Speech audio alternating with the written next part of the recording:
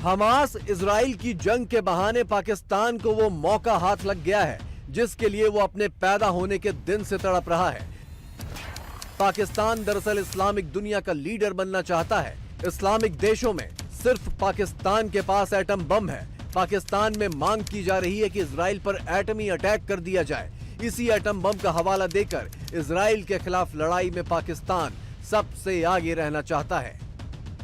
आपको पता होना चाहिए सबको कि जब पाकिस्तान ने एटमी धमाके किए थे, कौन सी वो कौम थी जिसने सबसे ज़्यादा जश्न मनाया था? फ़लस्तीन।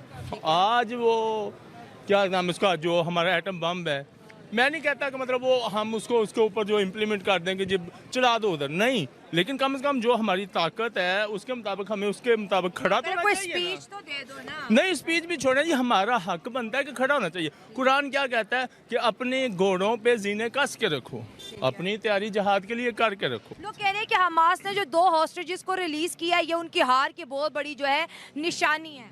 नहीं, ऐसी बात नहीं है। आपको याद होगा जब पाकिस्तान की तरफ से इन्होंने छोड़ा था उसको अभिनंदन को, तो तब भी लोग यही कहते थे। पार्लियामेंट पे ऐसी स्पीच गई ना कि माथे पर पसीने थे, टांगे काम रही। हमास इजराइल की जंग ने दुनिया को 2 हिस्सों में बांट दिया है। एक तरफ पाकिस्तान समेत ज्यादातर मुस्लिम देश हैं जो इजराइल के खिलाफ हैं, तो दूसरी तरफ ज्यादातर पश्चिमी देश और भारत।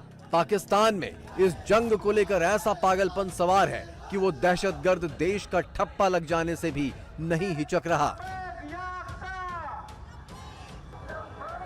उलमाए किराम बाकायदा फतवा दें, 2 टोक फतवा दें, जिहाद का फतवा दें, न कि गोल मोल फतवा दें जिससे किसी को समझ में ना आए।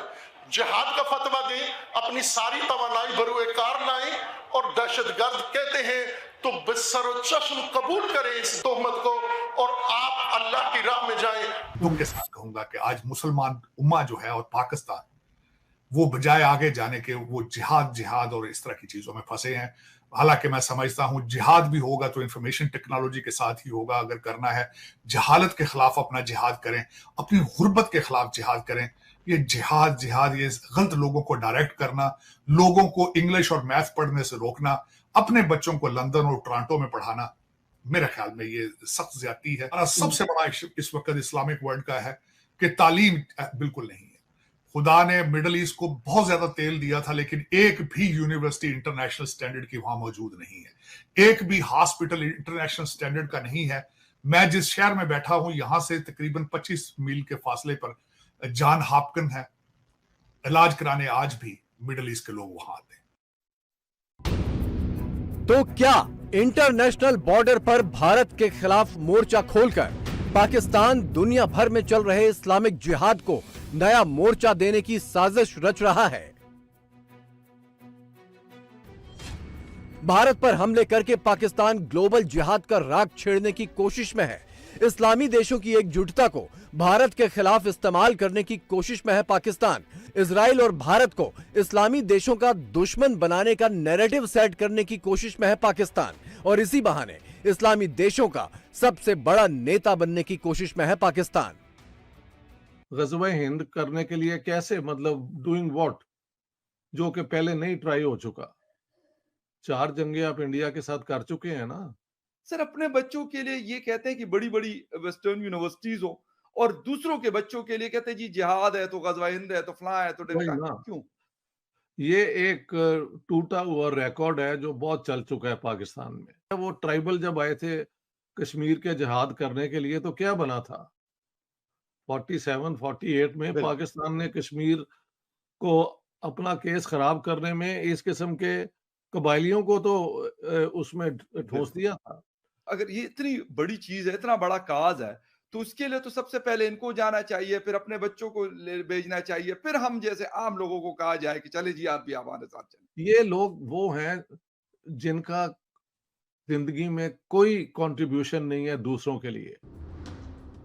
पाकिस्तान में जिहाद, फतवा, ग़ज़वा हिंद जैसी बातें आम बात हो चुकी हैं। इसी के साथ एटम बम की धमकी भी पाकिस्तानियों के लिए बेहद आम बात है। हाल फिलहाल में पाकिस्तान के पूर्व पीएम शहबाज शरीफ एटम बम की धमकी दे चुके हैं। पाकिस्तान के पूर्व पीएम इमरान खान भी कई बार एटम बम की धमकी दे चुके हैं। पाकिस्तान के पूर्व कैबिनेट मिनिस्टर मौलाना फजलुर रहमान भी एटम बम की धमकी दे चुके हैं। पाकिस्तान के मौजूदा आर्मी चीफ आसिम मुनीर भी एटम बम की धमकी दे चुके हैं। नवाज शरीफ के दामाद कैप्टन सफदर भी एटम बम की धमकी दे चुके हैं और 4 साल बाद पाकिस्तान लौटे पूर्व पीएम नवाज शरीफ भी एटम बम का जिक्र करने से नहीं चूके। अगर मुसलमान के पास ऐसा लीडर है जो वाकई के हम जिहाद करते हैं तो अल्हम्दुलिल्लाह वो हम कुछ ही दिनों में क्या कुछ ही घंटों में उसको आजाद करवा लें। पाकिस्तान में शामिल करना चाहते हैं उनको? देखिए अगर आजाद कश्मीर पाकिस्तान में शामिल होना चाहता है, आजाद कश्मीर नहीं जम्मू कश्मीर। देखिए आजाद कश्मीर अभी तक आजाद नहीं हुआ।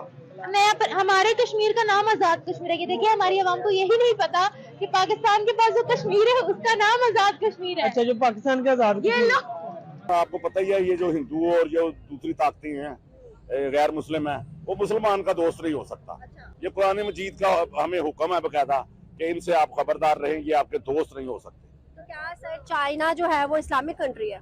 अगरचे वो इस्लामिक कंट्री नहीं है, वो अपने मफादात की खातिर इन्वेस्टमेंट कर रहा है दूसरे मुल्कों में। सर हमारी तो बड़ी हासी दोस्ती है उसके साथ, तो हम कह रहे हैं एक तरफ के कुरान कहता है कि यहूदी काफिर आपका दोस्त नहीं है, दूसरी तरफ चाइना को हम हर एक चीज में अपना दोस्त कंसीडर करते हैं। करना तो चाह रहे हैं, अल्लाह का भी हुक्म है, जिस बात को आप नहीं चाहते दिल से कम बुरा उसको समझें। तो अगर हम इस काबिल हों, और वैसे तो हमारा मुल्क जो है वो अल्लाह के फजलो करम से